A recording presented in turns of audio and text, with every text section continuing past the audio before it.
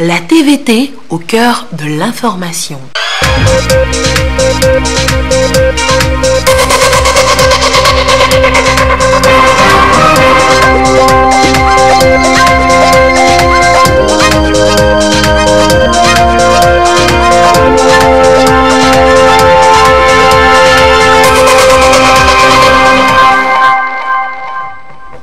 Réalisé par l'Agence nationale du développement à la base. Allons-y voir avec notre correspondant local, Nestor Mouzou. Le mois de décembre commence bien dans l'Akiran. Cette préfecture va disposer bientôt d'un marché moderne. Cette infrastructure sera construite à Kanté. Le temps des travaux est donné par la pose de la première pierre. Ces travaux seront dirigés par l'Agence nationale de développement à la base, ANADEB, et seront financés par le PAPV, Programme d'appui aux populations vulnérables. Il n'y avait pas de terrain pour accueillir cet ouvrage. Il a fallu que la communauté elle-même s'organise, que les négociations se passent en interne pour pouvoir dégager cet espace sur lequel nous sommes et qui va abriter ce nouveau marché qui va comporter les hangars de type préfectoral. Nous avons prévu 5. Nous avons les hangars de type cantonal qui seront au nombre de 6. Nous avons 4 magasins de 50 tonnes de capacité chacun. Nous avons 2 blocs de latrines qui sont prévus pour le site. La construction de ce nouvel ouvrage va donner non seulement une autre image, mais permettre aux femmes et aux hommes qui animent le marché d'améliorer leur chiffre d'affaires parce que c'est ça que nous recherchons. Les travaux vont durer 10 mois et l'enveloppe financière destinée à leur réalisation est de 333 millions de francs CFA. Les populations de l'Akiran manifestent leur joie. L'ancien marché, il n'y avait pas de hangar en tant que tel. Et puis là où on s'installe pour vendre nos marchandises, là, on a des problèmes. Il n'y a pas la place, l'ombre, il n'y est pas, c'est le soleil. Et on se pousse seulement, on s'en veut, parfois même on se frappe. Aujourd'hui, avec la pose de cette première pierre, ça nous rassure qu'on aura un marché bien construit, on aura des magasins, on nous a rassuré qu'il y aura les magasins, les boutiques, et on ne va plus souffrir. La route même, pour arriver au marché cette fois-ci, est tellement accessible. Donc on n'a pas de problème, on est content. Les autorités locales se sont associées aux femmes pour exprimer leur reconnaissance au président de la République pour sa politique de développement. Le ministre de la Planification du Développement leur a aussi emboîté le pas. Nous avons pris bonne note de tout ce que les bénéficiaires ont dit dans leurs propos de reconnaissance. Je voudrais également très sincèrement vous dire que les initiatives du programme du PAPV couvrent l'ensemble du territoire national. Il faut aussi dire que les initiatives de ce programme viennent compléter les nombreuses réalisations du programme d'urgence de développement communautaire en matière d'infrastructures de base dans les milieux démunis, en matière d'infrastructures. C'est dans cette optique que sous le leadership du chef de l'État, le gouvernement a adopté le plan national de développement pour la période 2018-2022 qui vise à transformer structurellement l'économie togolaise. La mise en œuvre du PND à travers son 3e axe va particulièrement contribuer à consolider le socle social national, à renforcer les mécanismes d'inclusion afin de faire du Togolais le premier acteur et le premier bénéficiaire du développement du pays. Parallèlement aux travaux de construction du marché préfectoral de Kanté, l'ANADEB a obtenu un financement de 24 millions de francs CFA auprès du programme d'appui aux populations vulnérables pour équiper toujours à Kanté 20 artisans certifiés en vue de leur installation dans le tissu socio-professionnel et 10 jeunes en tricycle dans le souci de limiter les difficultés logistiques dans les activités valorisées par la communauté. Merci beaucoup. Merci. Et les bénéficiaires de ce marché sont entre autres cibles de la politique d'inclusion financière menée ces dernières années par l'autorité publique au Togo et la semaine de l'inclusion financière que la BCEAO, la Banque centrale des États de l'Afrique de l'Ouest, a organisée dans les 8 États membres de l'UEMOA depuis lundi. Et bien, cette semaine a pris fin samedi à Lomé. Elle a permis à la BCEAO de présenter sa stratégie régionale de l'inclusion financière, les différents mécanismes et services financiers qui sont mis en place par les banques et les institutions de microfinance pour prendre en compte les exclus du système classique. La semaine a pris fin par une foire des services financiers. C'était à Lomé sur le terrain du lycée d'Aguanivé. Que pouvait-on donc voir? Que pouvait-on trouver à cette foire? Réponse avec Augustin Kossi. Un espace forêt dédié à la promotion de l'inclusion financière au Togo. Des institutions bancaires, systèmes financiers décentralisés sont ici présents pour présenter leurs offres et services aux porteurs de projets. Dans ce stand, le mécanisme incitatif de financement agricole MIFA apporte son expertise pour informer les visiteurs. MIFA a cette particularité d'être au cœur de l'activité agricole, en commençant par le champ. Le mécanisme va chez les producteurs, les enregistre et les facilite leur lien avec les institutions financières. Le MIFA accompagne le producteur à comprendre ce que c'est un crédit et à avoir des facilités dans les conditions pour accéder à ces crédits, à gérer ce crédit pour avoir la confiance de la banque afin de devenir un client ordinaire pour cette banque-là. D'une exposition à une autre, chaque institution propose ce qu'elle a de particulier pour aider à la culture entrepreneuriale et à l'éducation financière au Togo. En tant qu'association, nous œuvrons beaucoup aux côtés des femmes vulnérables qui sont exclues du système financier décentralisé. ESHOP Togo a pris sur elle de s'approcher de ces femmes-là, de leur octroyer des crédits sans épargne préalable. C'est une opportunité pour nous aussi de pouvoir présenter encore nos produits. Des informations que les prestateurs m'ont données. Bon, ce que je peux conclure est que épargner, c'est déposer l'argent de côté et de le prendre après, en bref. Et à partir de l'épargne, ils ont parlé aussi de crédit. Des services financiers, mais aussi de la médiation. Ici, les gammes de services proposés vont de conseils en finances inclusives, en digital bancaire et l'intermédiation entre les entreprises et les banques. Nous participons au développement du pays en facilitant la disponibilité des financements aux entrepreneurs. Donc nous servons d'intermédiaires entre les entrepreneurs et les banques.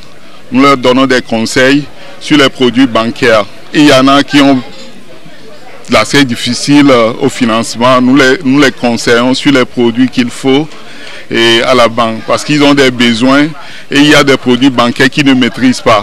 Cette très bonne initiative de la BCAO qui permet à toutes les institutions, non pas seulement de microfinance, ni financières, mais aussi les institutions accompagnatrices comme la SMAS Togo, d'être présentes et de se faire connaître par le public, est une société de micro-assurance non-vie. Autrement dit, nous allons offrir des prestations de micro-assurance sur le plan santé. Je suis éleveur. Je fais la race améliorée des poules de chair et puis les poulets pondeuses. Certainement, les informations que j'ai reçues ici peuvent beaucoup m'aider, surtout à améliorer mon secteur d'activité. Tout s'accorde donc et quand le digital s'invite dans l'inclusion financière, le projet EcoCCP promet la révolution numérique dans le secteur.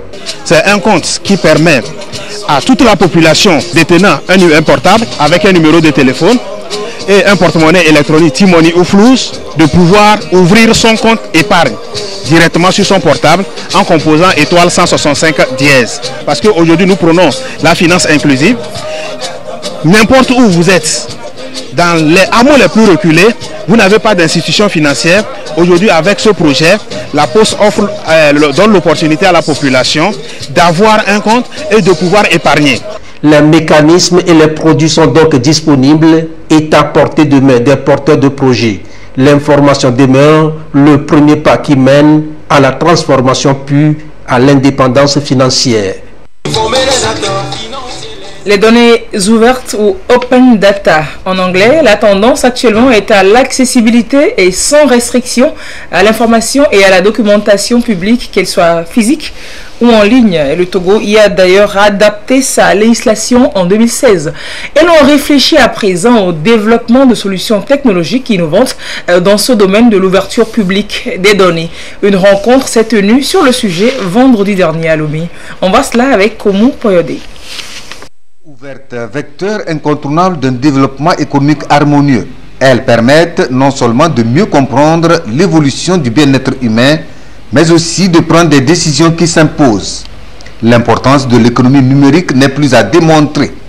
Avec les données ouvertes, le Togo pourra aisément réaliser les objectifs du développement durable. Les données ouvertes à la disposition de la population, elles permettent de créer des solutions en se basant sur les données réelles des années précédentes pour prédire les années à venir. Donc, ce qui fait qu'on peut prédire un développement économique de l'Afrique. Et s'il y a des problèmes, on peut faire des ajustements, prendre des décisions idoines au meilleur moment. Par exemple, on peut faire des prédictions financières en se basant sur les données présentes. Les transports, on peut se déplacer facilement dans un pays, bien savoir et construire les voies à travers les données ouvertes. C'est donc un atout favorable qui vient en appui aux efforts du gouvernement dans la mise en œuvre de la bonne gouvernance. Selon le ministre de l'économie numérique, la conférence sur les données ouvertes jette les bases de nouvelles perspectives dans ce secteur. Ma joie est d'autant plus grande que la thématique sur les données ouvertes figure au rang des nombreuses actions engagées au cours de ces dernières années par le ministère des Postes et de l'économie numérique dont j'ai la charge. En ce sens, qu'il nous soit permis de témoigner notre gratitude à l'ambassade des États-Unis d'Amérique, à la délégation de l'Union européenne au Togo, au PNUD, ainsi qu'à la communauté Minodou d'avoir su concrétiser cette opportunité de rencontre et d'échange qui, nous en sommes convaincus, devrait déboucher sur des enseignements et des recommandations qui seront autant de sources d'inspiration dans la mise en œuvre des projets du gouvernement pour le développement de la société de l'information. Dans cette optique, fidèle à la vision du chef de l'État de faire des TIC un levier de développement et de croissance, le gouvernement a initié divers projets stratégiquement orientés et structurants portés par le ministère des Postes et de l'économie numérique dans le cadre de la mise en œuvre de sa politique sectorielle 2018-2022. De ce point de vue, la loi 2016-006 du 30 mars 2016 portant liberté d'accès à l'information et à la documentation publique et son décret d'application numéro 2017-104 du 10 août 2017 a constitué un tournant essentiel.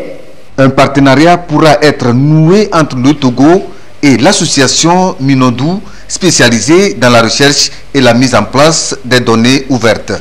Une stratégie par laquelle elle pourra accompagner le Togo dans son élan de développement. Et l'université de Kara qui s'est engagée depuis quelques années dans l'assurance qualité.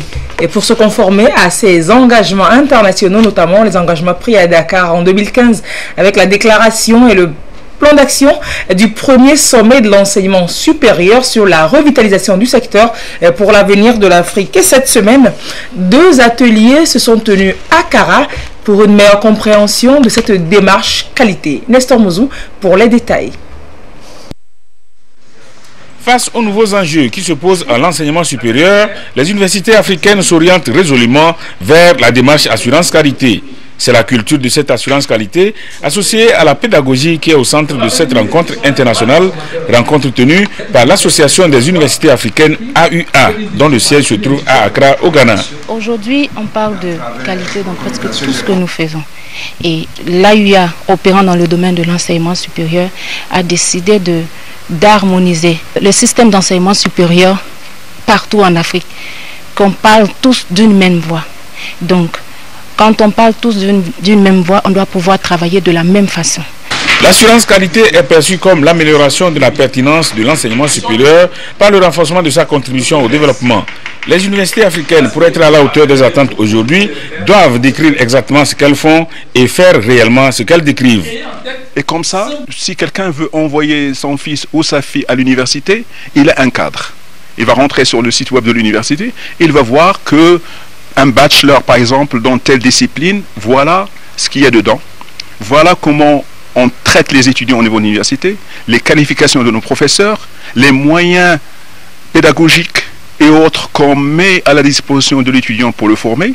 Et aujourd'hui, on ne se limite plus au volet technique, au volet tout simplement offrir des cours de qualité. Aujourd'hui, on veut former des citoyens pour les pays, des citoyens pour le monde. Donc il faut également avoir des structures qui permettent aux enfants de se développer personnellement.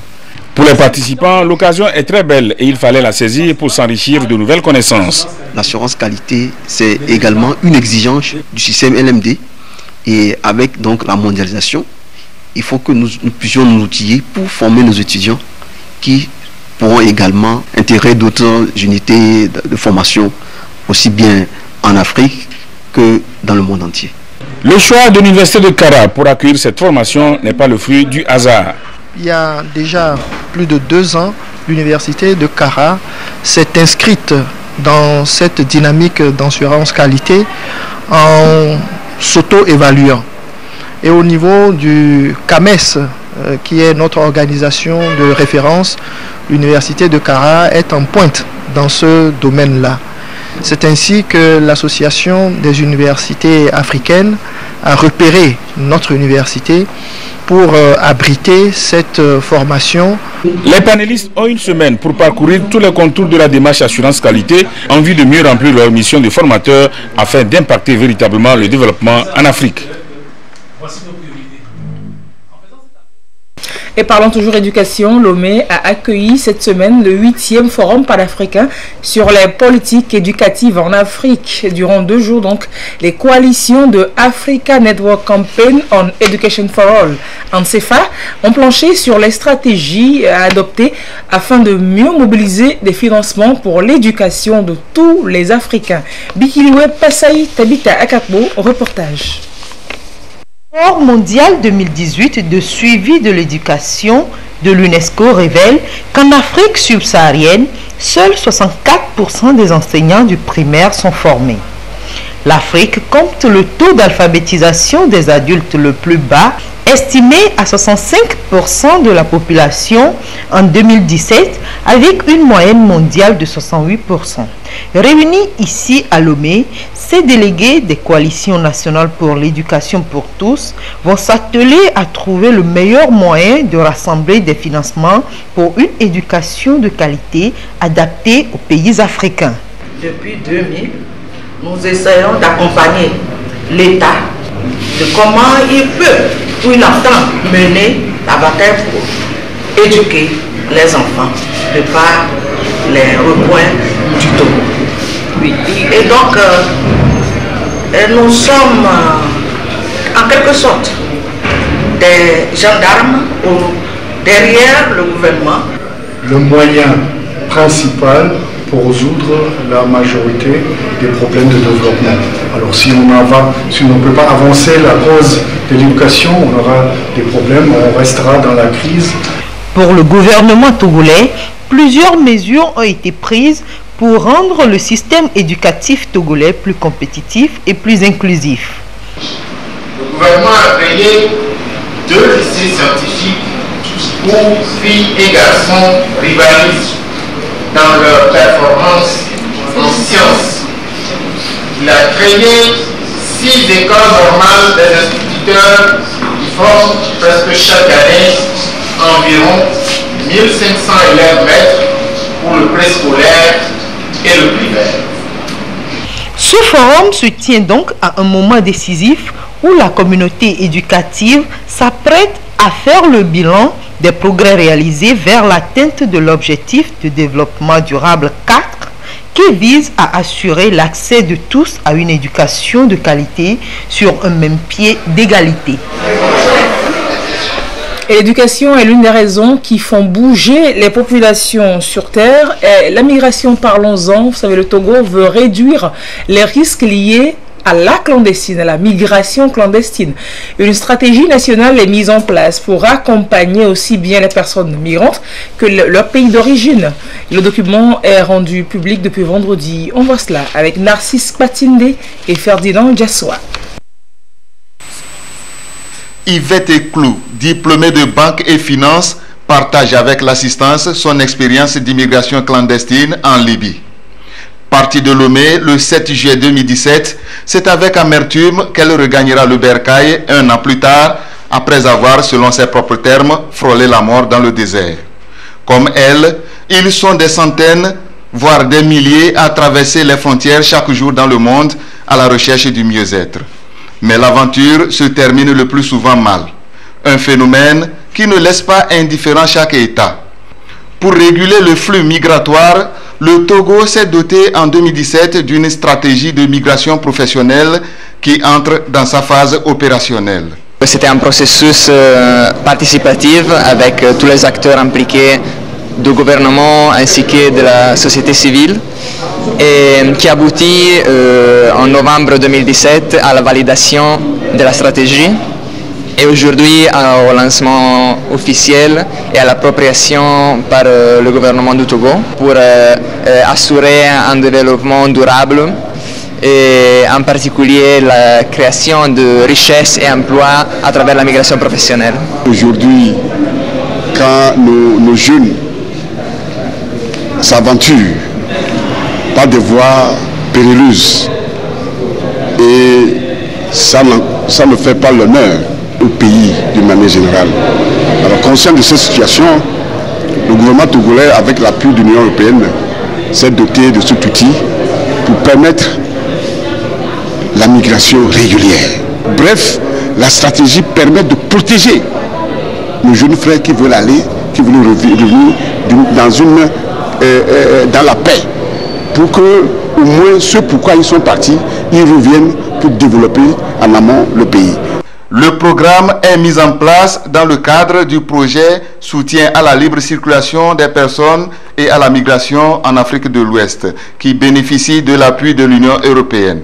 Il s'agit pour le gouvernement togolais de mieux canaliser les énergies afin de minimiser les risques liés à la migration et permettre la mobilité des personnes et des biens. Le Togo bénéficie de la part du Brésil d'un transfert de technologie sur les bonnes pratiques agricoles. C'est dans le contexte du projet Coton 4+ Togo. L'approche ici permet de garantir la richesse et la durabilité des sols. Eh bien, ces techniques ont été présentées aux techniciens agricoles lors de la visite du diplomate brésilien sur le site de Colocope, une visite pour voir l'évolution du projet sur le terrain. Sylvain Abouzou pour le compte rendu.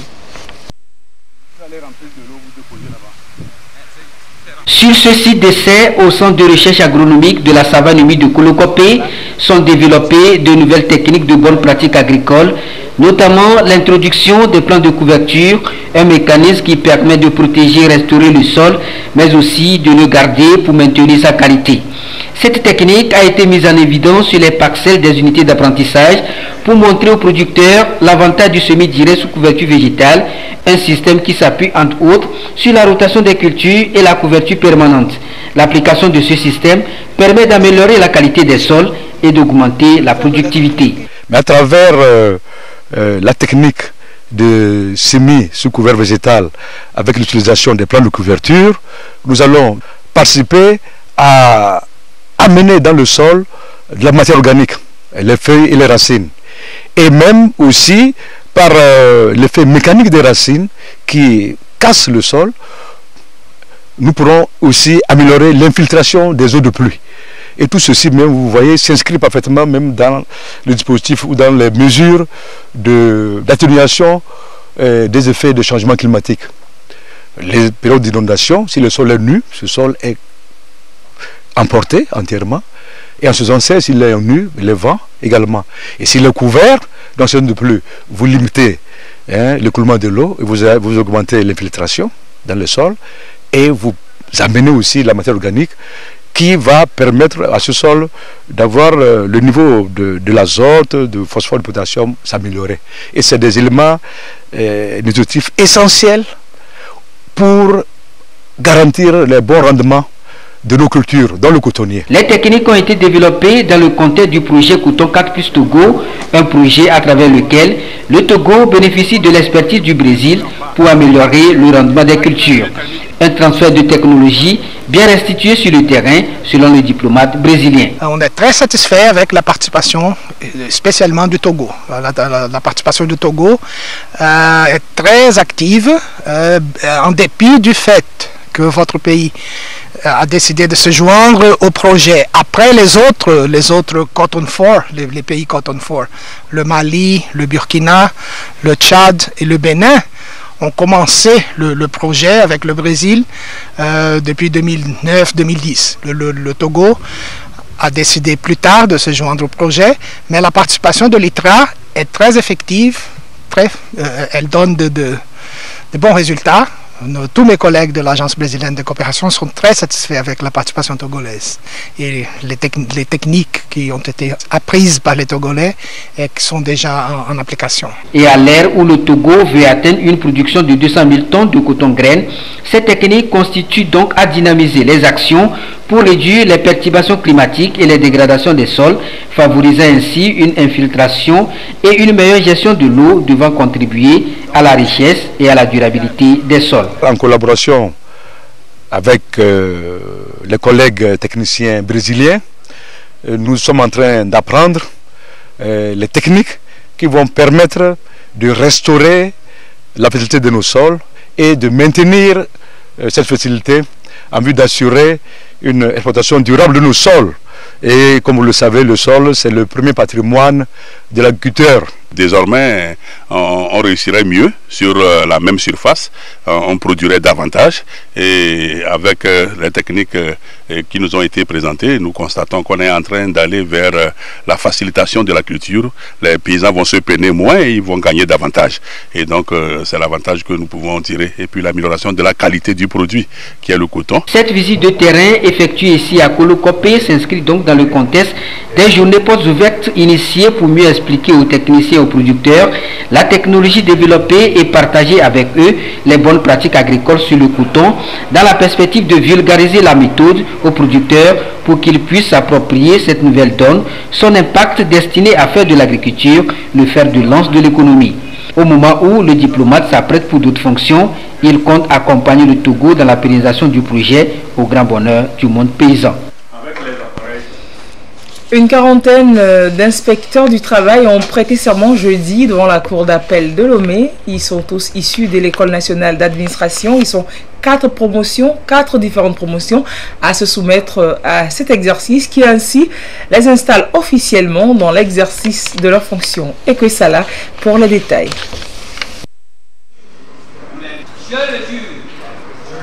En jurant devant cette cour de bien exercer leurs fonctions et de toujours garder les secrets professionnels, même admis à la retraite, ces inspecteurs de travail font officiellement leur entrée dans la fonction publique. Issus des cycles 2 et 3 de l'École nationale d'administration, ce serment les confirme dans l'exercice de leurs fonctions. Nous avons essentiellement 4 missions. La mission de contrôle, on va en entreprise, on fait les contrôles dans les entreprises. Nous avons la mission de conciliation.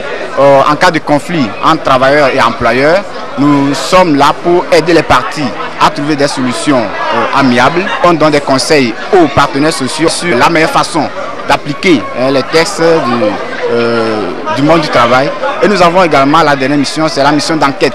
En cas d'accident du travail, en cas de maladie professionnelle, l'inspecteur est associé à l'enquête pour établir le lien entre la maladie ou entre l'accident et le travail que l'accidenté ou le sinistré faisait. Les inspecteurs du travail dans l'exercice de leurs fonctions ont connaissance des secrets de fabrication et ont accès aux documents des entreprises. Le serment leur impose de ne pas divulguer, même après l'exercice de leurs fonctions, les secrets dont ils ont eu à avoir connaissance dans l'exercice de leurs fonctions. Avant de les renvoyer à l'exercice de leurs tâches respectives, le vice-président de la Cour d'appel de Lomé, Kokou Otor, a rappelé à ses impétrants les obligations qui leur sont faites conformément aux textes républicains. Vous avez des devoirs d'indépendance, de prévention des conflits d'intérêts, de discrétion, de secret professionnel, de confidentialité, de neutralité, d'impartialité et d'information des usagers du service public. Vous allez procéder au contrôle en matière de législation du travail, concilier les partenaires sociaux. Les inspecteurs de travail sont avant tout des agents indépendants. Ils sont tenus de s'abstenir de toute forme de corruption et ne rendre des décisions que dans le seul but d'appliquer la législation du travail. Et le mouvement des femmes unir a un an ce 2 décembre 2018, je vous le disais en titre, et on a choisi en ce dimanche d'élever les voix en reconnaissance à Dieu. Alors, c'est à la paroisse catholique Notre-Dame de la Rédemption de Bec-les-Camés que le MFU et ses responsables ont prié. Les grands moments avec Carmen Madjé à Capou.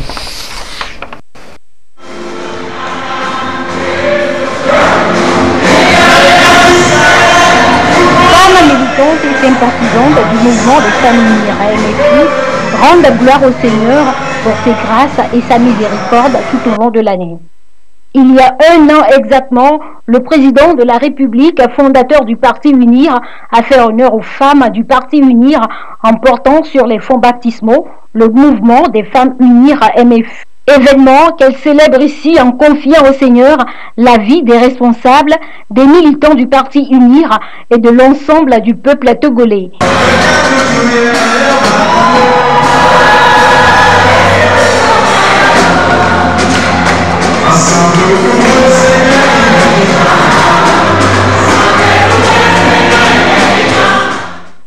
Dans son homélie, l'officiant Eugène Aradi les a exhortés à faire un examen de conscience avec à la clé la culture de l'amour, la justice et la paix. L'Église catholique est en marche et vient de boucler une année aussi, l'année liturgique.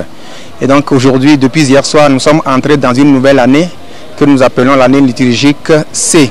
Les textes nous invitent à une certaine vigilance pour nous préparer activement à accueillir durant 4 semaines cet événement. Il s'agit bien de Noël, la naissance d'un prince. Qui est ce prince-là? C'est le prince de la justice, le prince de la paix. Qui dit paix parle de justice. Alors j'ai exploité les textes de ce jour pour expliquer aux fidèles et à tous ceux qui étaient à la messe, y compris les membres du mouvement des femmes de Unir, que nous devons tous, si nous ne l'avions pas fait, tout chrétien que nous sommes, nous devons tout faire pour vivre dans la justice en vue de provoquer la paix, pour que chacun soit à l'aise là où il est.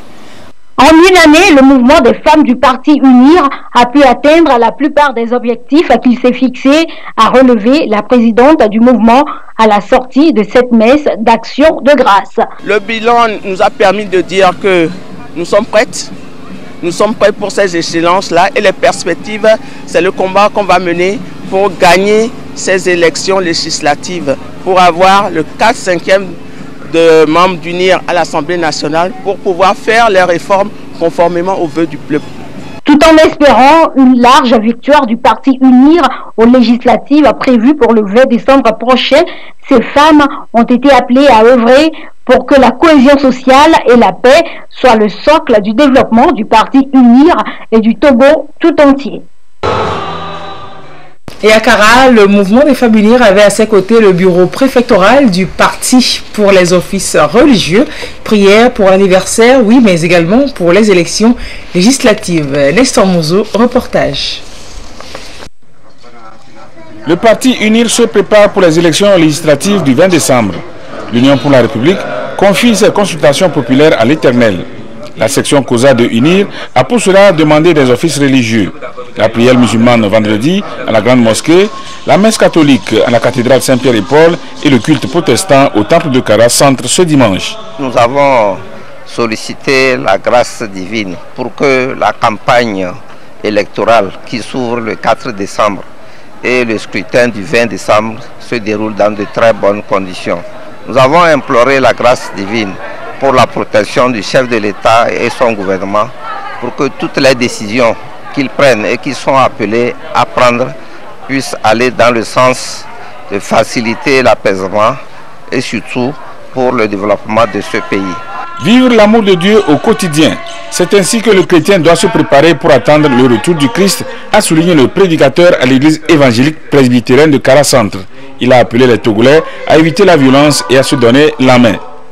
Si vraiment, véritablement, nous sommes animés par cette volonté, par cet amour de Dieu, comment ne pourrons-nous pas, nous en tant que Togolais, nous entendre et faire avancer ce pays? La violence n'a jamais arrangé quelque chose. La violence n'a jamais construit un pays ou un foyer. Mais nous savons tous que là où il y a la violence, c'est la destruction, c'est le chaos. Que chacun mette un peu d'eau dans son vin pour que la vie nous soit vivable dans ce pays. La branche féminine de UNIR, sous son appellation actuelle, a 1 an d'existence. Le MFU s'est tourné aussi vers les offices religieux pour implorer la bénédiction divine sur ses activités. 1 an, c'est peu, mais 1 an, au même moment, c'est grand, parce que tout ce que le mouvement des femmes UNIR a pu faire en 1 an, c'est beaucoup, et nous remercions le Tout-Puissant pour ses activités. MFU compte continuer à œuvrer pour que le mouvement des femmes UNIR puisse prospérer. Toujours pour marquer leur premier anniversaire, les membres du MFU COSA ont effectué l'opération Togo propre du 1er décembre. Elles ont nettoyé la maison de la femme, sise au quartier Adabaweri. Le mouvement des femmes UNIR, section Ougou, a également exprimé sa reconnaissance à Dieu et imploré Dieu pour la paix. Et nous en parlerons dans nos prochaines éditions. L'accompagnement divin, oui, mais également des ressources humaines de qualité pourront assurer un bon développement au MFU. Et dans le contexte des processus électoraux, les délégués du mouvement ont été outillés à Atakpamé à une meilleure conduite de leurs actions sur le terrain. On en parle avec Sylvain Abouzou. La démarche vers la victoire électorale, c'est la thématique autour de laquelle ces femmes du MFU, Mouvement des femmes UNIR, se sont retrouvées pour échanger en vue de renforcer leurs capacités destinées à impulser au plus haut niveau leurs actions sur le terrain. Parmi elles, les candidates aux élections législatives, une formation pour les outiller et les amener à acquérir les outils nécessaires, mais aussi les appuyer et les encourager à cette participation politique qui vise à renforcer leurs capacités en leadership. Nous sommes à la veille de la campagne électorale. Et une campagne, c'est une méthodologie, c'est une stratégie. Donc pendant ces 2 jours, nous allons parler des outils, nous allons utiliser des outils pour leur permettre de monter leur stratégie. Plusieurs thématiques sont abordées pour les orienter à mieux relever le défi sur le terrain. Un engagement du Bureau national conduite par sa déléguée nationale qui mesure ici la portée de cette formation. Nous avons voulu regrouper les femmes du mouvement des femmes UNIR, MFU, pour leur faire une petite histoire en fait sur ce que peut être une élection législative et surtout sur la victoire électorale. Donc nous avons voulu les exhorter pour qu'ensemble nous puissions apporter la victoire à notre grande partie unie. Avoue que c'est toujours une belle occasion pour nous femmes de nous retrouver et de discuter ensemble sur certains sujets. Nombre de groupes de femmes déléguées ont bénéficié de cette formation. C'est donc un acquis pour leur permettre une bonne planification des opérations de la campagne électorale. Et l'on finit ce journal avec cette course de la foire qui était courue samedi.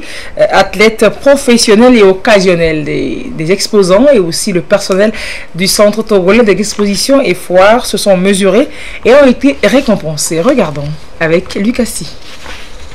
350 athlètes professionnels, personnel du Centre togolais des expositions et foires CTF et exposants de la 15e foire internationale de Lomé à être au départ de la course de la foire catégorie hommes et femmes, édition 2018. Pour la catégorie dames, les athlètes ont parcouru une distance de 2,5 km. Les athlètes hommes, quant à eux, ont parcouru une distance de 5 km. À l'issue de cette course, Esodjenama Adjeya et Esozinam Ngoum sont arrivés respectivement premiers et premières. Ils repartent avec une enveloppe de 30 000 francs CFA chacun, des gadgets et des différents produits offerts par les exposants. C'était une joie de participer à cette course et être également le premier de cette course. Je suis très contente d'être la première place parce que les entraînements ne sont pas faciles, mais Dieu m'a aidé. Les 3 premiers de chaque catégorie ont été primés et les 17 qui les ont suivis ont reçu aussi des prix de consolation.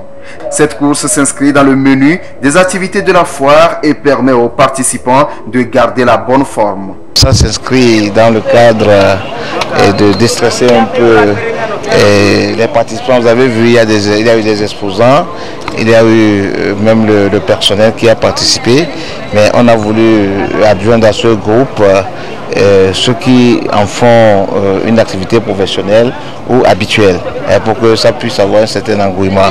En dehors de cela, elle permet également à ce que nos exposants puissent assurer aussi leur visibilité. Vous avez vu, on a eu des sponsors et on a eu également des participants exposants, tout ça là. Ça c'est un support de promotion également pour les participants à la foire. Cette course coïncide avec le 1er décembre, journée internationale de la lutte contre le VIH-Sida. Occasion pour le CTF d'attirer l'attention des uns et des autres sur cette maladie qui continue de sévir en douce. Moi, j'ai pas entendu l'applaudissement, je ne sais pas si... Et donc, c'est la fin de ce journal. Merci de l'avoir suivi. Vous serez en compagnie de Yata Aratem pour la dernière édition de la journée à 22h30. Passez une très belle semaine en compagnie des programmes de la télévision togolaise. Au revoir.